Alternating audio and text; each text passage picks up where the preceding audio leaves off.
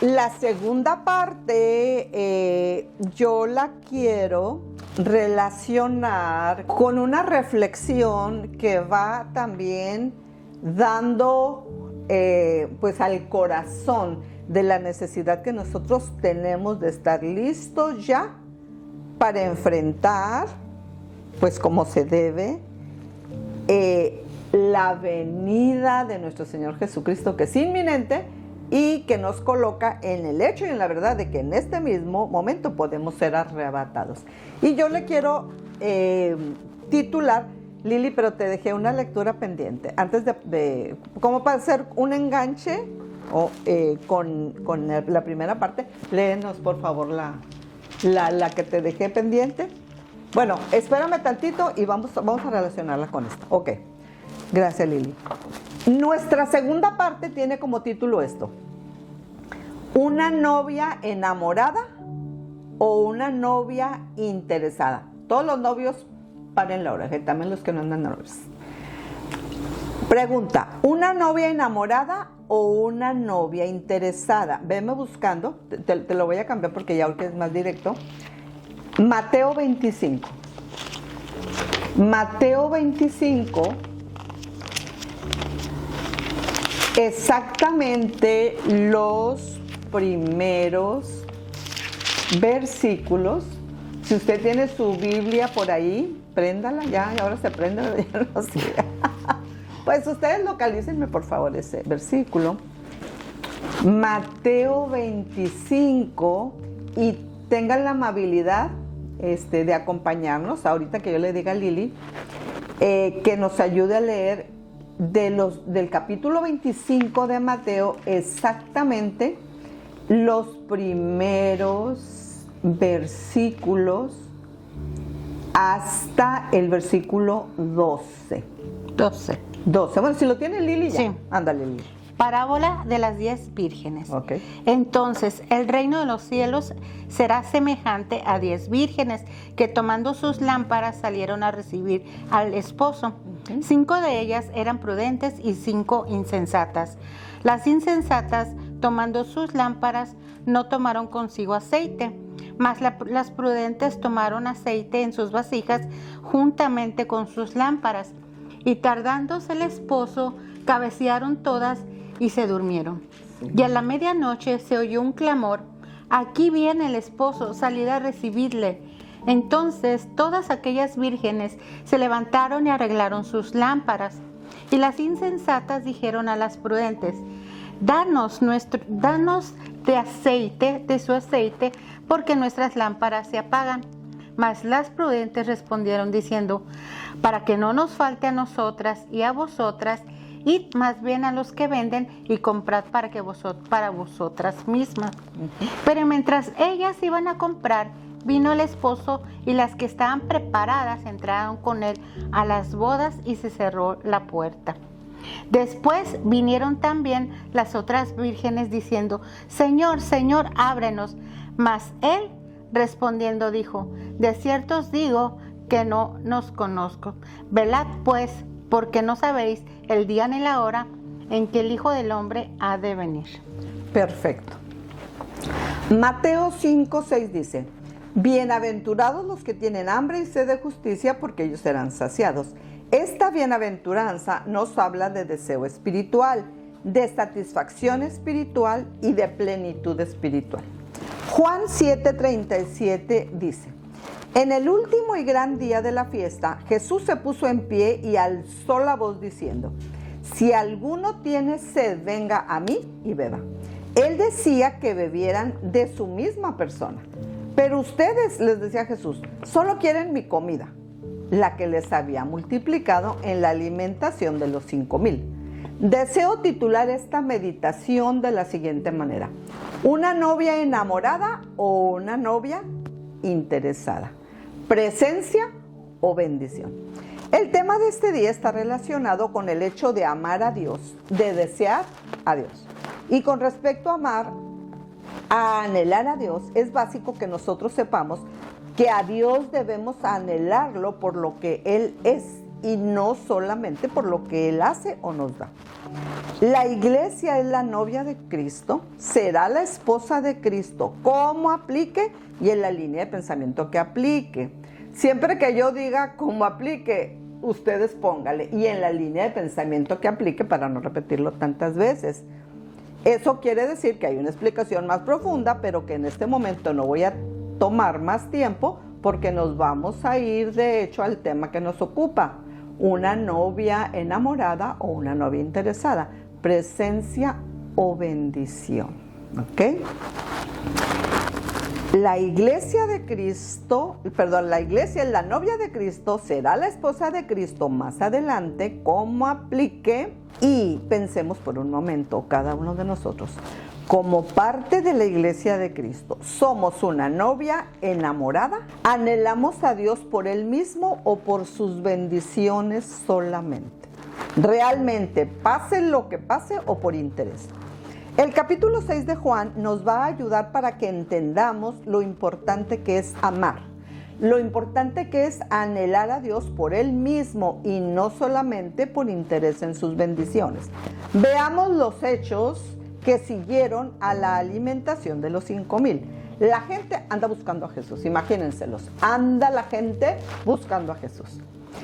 El día siguiente, la gente que estaba al otro lado del mar vio que no había habido allí más que una sola barca y que Jesús no había entrado en ella con sus discípulos, sino que estos se habían ido solos. Pero otras barcas habían arribado de Tiberias, junto al lugar donde habían comido el pan después de haber dado gracias al Señor. Cuando vio pues la gente que Jesús no estaba allí, ni sus discípulos, entraron en las barcas y fueron a Capernaum buscando a Jesús. Juan 6 del 22 al 24. Hablando específicamente del versículo 6-24, la anotación de la Biblia de referencia Thompson dice: la gente busca a Jesús por motivos mundanos. ¿Por qué tipo de motivos, Lili? La gente busca a Jesús por motivos mundanos. O sea, ni al caso, ¿verdad? Con el corazón de lo que nosotros queremos enfocar de una manera correcta en este momento. Jesús dice en Mateo 5 al 6, bienaventurados los que tienen hambre y sed de justicia, porque ellos serán saciados.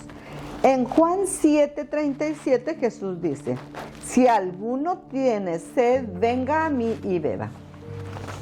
Antes del versículo 25 del capítulo 6 de Juan, leemos el enunciado, Jesús el pan de vida. Juan 6 del 25 al 27 dice, y hallándole al otro lado del mar le dijeron, Rabí, ¿cuándo llegaste acá? Respondió Jesús y les dijo, de cierto os digo, que me buscáis no porque habéis visto las señales, sino porque comisteis el pan y os saciasteis. Trabajad no por la comida que perece, sino por la comida que a vida eterna permanece, la cual el Hijo del Hombre os dará, porque a este señaló Dios el Padre. Este pasaje es muy significativo porque Jesús les dice directamente a estas personas que lo andan buscando por interés. Esta gente que se dirige a Jesús son en su mayoría o todos de los que Jesús acababa de alimentar en la alimentación de los 5,000. Juan 6:2 dice, y le seguía gran multitud porque veían las señales que hacía en los enfermos. Aquí ya empieza a ser clara la idea de que el humano tiene la marcada tendencia a seguir a Dios por interés. El Dios al cual nosotros servimos es el Dios inmensamente rico, muchísimo, inmensamente rico. Y es muy fácil caer en el error de servirlo por interés en sus riquezas y solo por eso. La primera parte del capítulo 6 de Juan trata acerca precisamente de la alimentación de los 5,000. El relato de la alimentación de los 5,000 viene un poco después de Juan 6:2. al final del relato dice, aquellos hombres, entonces, fíjense, entonces con puras mayúsculas, viendo la señal que Jesús había hecho, dijeron, este verdaderamente es el profeta que había de venir al mundo. Y mi pregunta es, si Jesús no hubiera multiplicado los panes y los peces, pregunta, ¿ellos habrían afirmado lo mismo? Inmediatamente después del relato de la alimentación de los 5,000, Juan trata acerca de Jesús andando sobre las aguas. Después de alimentar a 5,000 gentes, como aplique, los discípulos cansados se metieron en la barca. Dice la Biblia que descendieron al mar hacia Capernaum. Juan no es muy específico al relatar el evento, pero Mateo 14 del 24 al 25 es más específico. Juan tampoco dice lo que Mateo 14, 28 y versos siguientes, con respecto a Pedro. Entonces le respondió Pedro, si eres tú, manda que yo vaya a ti. Y cuando ellos subieron a la barca, se calmó el viento. Entonces los que estaban en la barca vinieron y adoraron, diciendo, verdaderamente eres hijo de Dios. Mateo 14, del 28 al 33. Mateo 14, 32 registra que cuando ellos, Jesús y Pedro, subieron a la barca, se calmó la tempestad. Y Mateo 14, 33 es clave en relación al pensamiento central de esta meditación. Vamos de nuevo a los hechos. 1. Jesús y Pedro subieron a la barca. Número 2. Se calmó la tempestad. Número 3. Entonces, con mayúsculas, entonces, lo adoraron y reconocieron. Y la pregunta es, 1. Si Jesús y Pedro no hubieran subido a la barca, si Pedro se hubiera ahogado, número 2, y si la tempestad no se hubiera calmado, y si la tempestad hubiera roto la barca y además de Pedro otro u otros más hubieran perecido ahogados. 3. Pregunta, la pregunta de los 2 millones. ¿Lo hubieran reconocido y adorado? La idea de Mateo 14:33 es que lo adoraron y reconocieron como el verdadero, Hijo de Dios. Entonces, consecuentemente, entre puras mayúsculas, mejor dicho. Entonces, después de que, 1, salvó a Pedro, número 2, la tempestad fue sosegada, y vuelvo a la idea principal del tema que nos ocupa. Los humanos tenemos la tendencia a adorar y a reconocer a Dios solamente en tiempos de bonanza, de bendición, de calma, cuando las cosas nos salen bien. Cuando las cosas nos salen bien. Cuando nos saca del atolladero, cuando nos salva, como a Pedro, de ahogarnos en las aguas de nuestras necesidades, de nuestros problemas, de nuestras crisis. Cuando nos calma los vientos contrarios que tan fuertemente azotan nuestra barca en esta vida. Pero bienaventurados los que tienen hambre y sed de justicia, porque ellos serán saciados. Qué profundo anhelo por Dios expresa Mateo 5:6. Un anhelo que se satisface en: si alguno tiene sed, venga a mí y beba. No dice venga a mi riqueza, no dice venga a mi posesión. Dice venga a mi persona. Mi y persona con mayúscula. Lo más fácil del mundo es adorar y amar a Dios cuando nos saca del problema. Fácil es cantar cuando reina la paz, pero en el dolor es mejor cantar. El mensaje central de Juan 6 es: tenemos que adorar a Dios y reconocerlo como tal y amarlo en todo tiempo, cuando las cosas nos salen bien y cuando las cosas nos salen mal. La novia enamorada busca la presencia del novio. La interesada busca sus posesiones, sus riquezas, sus bendiciones. Pero vamos directamente al diálogo. Permítanme parafrasear. Ellos, Juan 6:25. ¿Cuándo llegaste? Jesús, Juan 6:26. Me siguen porque acaban de recibir comida gratis. Ellos, Juan 6:30. Pues si quieres que creamos en ti, tienes que hacer alguna señal, alguna obra. Puras mayúsculas. Danos comida. Como nuestros padres en el desierto la recibieron. Jesús, Juan 6:32 y 33. Ustedes buscan que les sacie el estómago, pero yo soy mejor de lo que ustedes pueden recibir de mí. Ellos, Juan 6:34. Señor, danos siempre el pan que nos sacie el estómago. Jesús, Juan 6:35. Yo soy el pan de vida. El que a mí viene nunca tendrá hambre y el que en mí cree no tendrá sed jamás. Bienaventurados los que tienen hambre y sed de justicia, porque ellos serán saciados. Ellos, Juan 6:66. Ah, qué chiste. Pues si no nos das comida, esa comida que sacia nuestro estómago, entonces ya nos vamos. Jesús, Juan 6:67. A los discípulos. ¿Qué les preguntó? ¿Qué les preguntó Lili? A ver, Juan 6:67. Búscalo, te doy chance. Esta la tenemos pendiente. Pedro, Señor, ¿a quién iremos? Cuando lo encuentres me dices, es Juan 6:66. ¿Qué le respondieron? ¿Qué le respondieron ellos? Juan 6:66, ¿qué dice? Dice: desde entonces muchos de sus discípulos volvieron atrás y ya no andaban con él. Ellos, Juan 6:66, ah, qué chiste. Pues si no nos das comida que sacie nuestro estómago, entonces, bye bye, ya nos vamos. Jesús, Juan 6:67, a los discípulos, ¿quieren ir ustedes también? ¿Se quieren ir también ustedes? Pedro le dice, Señor, ¿a quién iremos? Tú tienes, entre signos de admiración, panes y peces.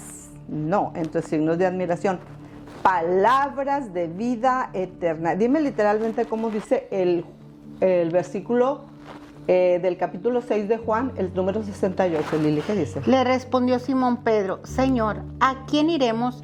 Tú tienes palabras de vida eterna. Exactamente, esa fue la respuesta que le dio Pedro, ¿verdad?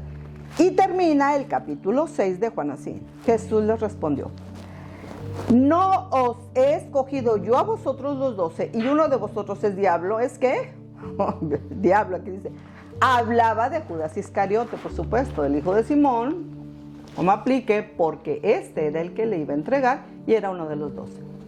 Los de la multitud le seguían por comida. Yo creo que le veían cara de plato de comida o algo así. Judas le veía como cara de monedas de plata. ¿A quién le gustaría que lo siguieran por interés? Señor, te bendigo por lo que me das. Si nada me das, también te bendigo. Te sigo queriendo si entre rosas vas. Si vas entre cardos y zarzas, te sigo. ¿Es esto cierto? ¿O es solamente cierto si vamos entre caldos y salsas? ¿Podríamos aplicar a nuestra realidad lo que dice el soneto al Cristo crucificado? ¿Podríamos aplicar a nuestra realidad Daniel 3 del 17 al 18? ¿Podríamos aplicar a nuestra realidad Habacuc 3 del 17 al 19? ¿Cómo nos catalogamos? ¿Novia interesada o novia enamorada?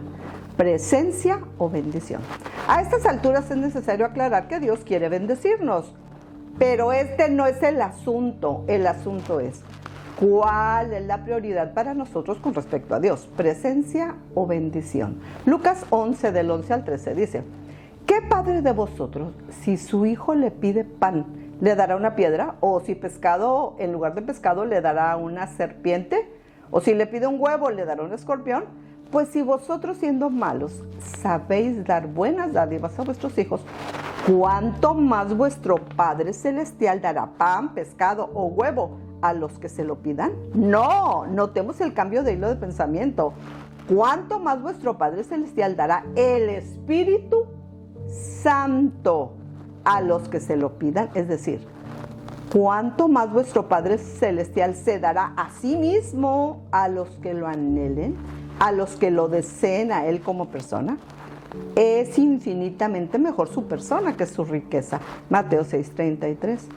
Mas buscad primeramente el reino de Dios y su justicia, y todas estas cosas os serán añadidas. Mateo 6 del 25 al 33 dice: Por tanto os digo, no os afanéis por vuestra vida, que habéis de comer o que habéis de beber, ni por vuestro cuerpo, que habéis de vestir.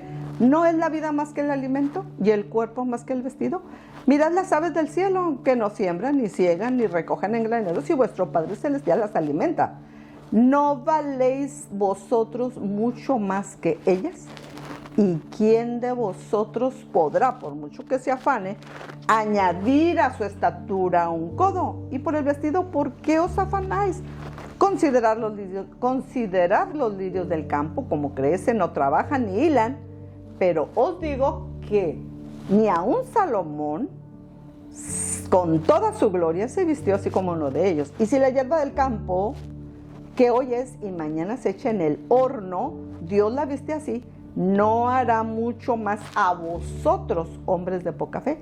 No os afanéis pues diciendo qué comeremos, o qué beberemos, o qué vestiremos, porque los gentiles buscan todas estas cosas, pero vuestro Padre Celestial sabe que tenéis necesidad de todas estas cosas. Mas buscad primeramente el reino de Dios y su justicia, y todas estas cosas os serán añadidas. Mateo 6, del 25 al 33. Reflexiona.